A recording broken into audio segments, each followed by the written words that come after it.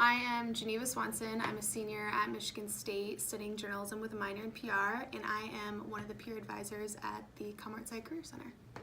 So what does your job entail?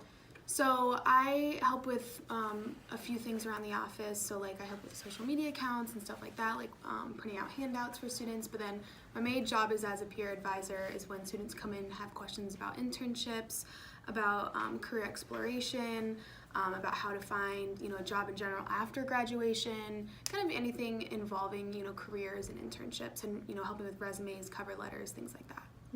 Is applying for an internship generally different than applying for a job?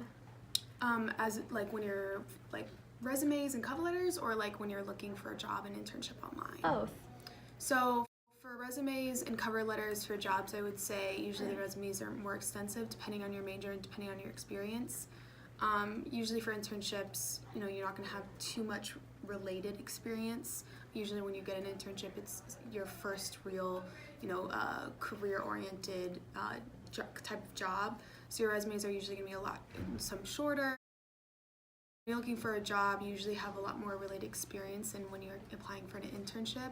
So making sure that you don't have too much on a resume. You're like, wait, you can have too much on a resume? Most definitely you can have too much on a resume. So making sure you're sifting through your prior experience, making sure that you're putting just the most important information on your resume.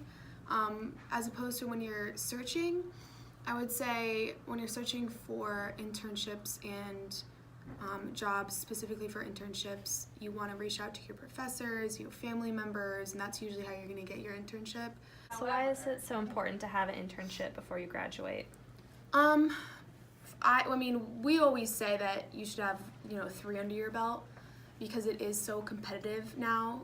Once you graduate, I would say the people that are applying for the jobs that you probably want have a lot of experience under their belt. They're very active on campus, within student groups. They're active on things like, so within the journalism major, they'd be working for like the state news, WKAR, Spartan Newsroom. They have a lot of things under their belts. And then last one, we noticed like the mannequins over there. Could you like walk us through how a person should be dressing for an interview? So for an interview specifically, say you're going, so like for myself, I'm actually going to New York to go to an interview.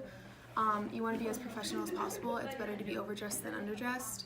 For women, usually you want to stick to, longer skirts or longer dresses, or a very professional suit if you don't prefer, because a lot of women don't prefer skirts and dresses. For men, I would say full suit. Again, it's better to be overdressed than underdressed.